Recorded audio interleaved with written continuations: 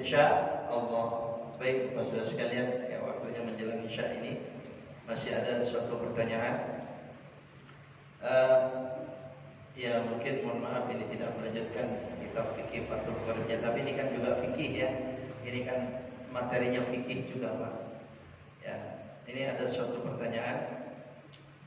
Yang pertama, di dalam sholat berjamaah apabila ada shaf kosong yang ditinggal, shaf kosong ditinggal, ya, yang orangnya pergi dari shaf itu. Nah, siapa yang harus mengisinya? Yang kedua, apabila tidak ada yang mengisinya, bagaimana hukumnya? Ya Pak, kosong sholat. Saya pernah sholat itu ya anak-anak. Saya telat paling belakang Pak. Ya shafnya penuh. Tapi anak-anak di depan saya banyak-banyak kan, bukan satu. Nah ini bingung saya pada saat itu harus seperti apa ya Pak ya. Dalam sholat, begitu rakaat kedua pergi semuanya itu. Ya kosongnya bukan cuma kosong satu orang Pak. Kosongnya sekian banyak. Sebelah sana sih ada orang tua lagi, ada sebelah sana. Ya saya maju, tapi maju ya kan kita lihat posisi imam. Saya sebelah sini, saya maju mendekat dan merapat ke kanan. Karena posisi imam ada di kanan saya tentunya. Kanan. Sebelah saya kosong masih. Karena banyak yang pergi itu. Nah makanya ditanya di sini yang mengisi siapa? Kalau terjadi semacam itu yang sebelah sana boleh geser Pak. Boleh geser itu. Cuma kalau jauh terlalu panjang begitu hati-hati. Gesernya kalau terlalu banyak Imam Syafi'i melarang. Imam Maliki masih boleh. Tok panjang itu ya. Geser. Tapi kalau mau pakai cara Imam Syafi'i, ya melangkahnya 2 langkah. Set diam. Diam dulu, jangan berturut-turut. Nanti mau ruko, langkah lagi. Set ruko. Bangun dari ruko, melangkah lagi, nyampe udah nggak bisa jauh semacam itu. Kalau dari samping atau dari belakang sana atau seperti apa ya. Nah, terus ditanya, kalau depannya kosong cuma 1 orang, kalau tadi kan banyak itu, siapa yang mengisinya? Kalau masih ada di belakangnya, yang paling berhak adalah orang yang di belakang langsung, yang lurus di belakangnya dia. Cuma kadang-kadang orang di belakang ini nggak mau maju. Masa yang sampingnya sana nyerong gitu Pak majunya, lewat depan orang sholat. Jadi yang berhak orang belakangnya, dan kalau tidak maju, ya memang dia yang bertanggung jawab tentang ketidaksempurnaan shaf. Jadi bukan membatalkan sholatnya, tidak batal sholatnya. Ya cuma fadilah keutamaan daripada berjamaahnya ya kan. Istilahnya robek udah berjamaahnya itu. Mestinya maju. Ya mungkin orang itu nggak paham atau mungkin nggak enak maju ke depannya itu. Nah terus kalau misalnya tidak ada yang maju, terus menjadi apa? Itu tadi, hukumnya bagaimana kalau tidak ada yang mengisinya? Enggak, terus saja sah sholatnya. Cuman itu orang tadi itu Pak. Kalau misalnya tidak ada yang ngisi-ngisi juga nih, sudah sampai rakaat keduanya nggak ngisi juga, maka sampingnya berhak itu geser.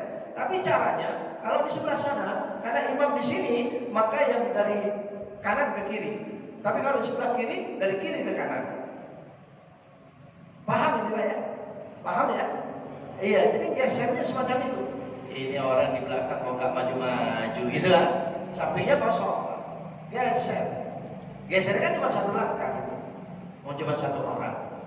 Nggak kayak saya tadi. Terus sampingnya gimana? Kosong lagi. Terus nggak apa-apa. Kalau ada semacam itu.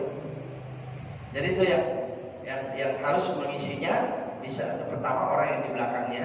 Kalau ada orang, kalau nggak ada orang, misalnya shaf belakang, ya siapa yang mengisinya? Ya samping, ya samping. Jadi bergeraknya semacam itu tidak membatalkan. Bahkan saya pernah suatu saat menggantikan imam. Ini tidak semacam ini imamnya. Shaf pertama kepada imam itu jauh, kira-kira dari sini ke shaf kedua ini Pak. Imamnya batal, subuh. Seorang yang alim, beliau dosen di Al-Azhar Kairo 15 tahun, nggak mungkin salah, ya nggak mungkin salah. Beliau imam. Ketika baca subuh rakaat kedua Al-Fatihah, tersendat lehernya, nggak bisa baca, nggak bisa baca. begitu selesai sholat ngobrol-ngobrol, dia sebelum tidur makan kacang katanya. Jadi ada nggak bisa baca. Akhirnya apa yang dia mundurnya jauh Pak, melangkah dari depan, mundur, melangkah, menarik tangan saya ditarik sama dia, tangannya begini ke belakang. Ya, saya ditarik, suruh maju, ya saya maju, tapi cara saya pakai Imam Syafi'i itu, ya maju 2 langkah, saya terusin dalam Fatihah, saya baca Fatihah. Ya, terus mau ruku saya melangkah lagi ke depan. Ya, mau sujud saya melangkah lagi, udah nyampe ke tempat imam. Ya, selesai sholat saya tanya, penasaran saya, seorang alim, ulama, seorang alim, itu melangkah ke belakangnya kan banyak itu. Sudah begitu narik saya, itu kan berapa gerakan itu? Berapa gerakan itu Pak?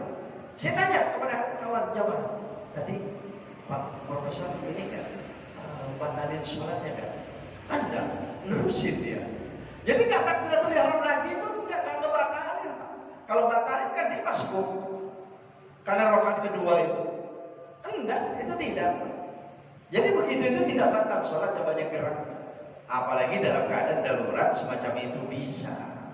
Nah, coba memang sholat ala Syafi'i itu para ulama Syafi'i itu paling nikmat, yang paling santun, paling sopan. Ini mungkin pertanyaannya ya. Ya, alhamdulillah, mungkin sudah masuk waktu isya. Mohon maaf. Bismillahirrahmanirrahim. Alhamdulillahirabbil alamin. Allahumma shalli wa sallim wa barik ala habibina wa nabiyina Muhammadin wa ala alihi wa sahbihi ajma'in. Allahumma anfa'na bima 'allamtana wa 'allimna bima yanfa'una warzuqna uluman tanfa'una ya arhamar rahimin ya arhamar rahimin. Allahumma faqihna fid din. اللهم فقهنا في الدين اللهم فقه أولادنا وبناتنا وذرياتنا في الدين يا أرحم الراحمين وصلى الله على نبينا محمد وآله وصحبه وسلم والحمد لله رب العالمين سبحانك اللهم وبحمدك أشهد أن لا إله إلا أنت أستغفرك وأتوب إليك السلام عليكم ورحمة الله وبركاته.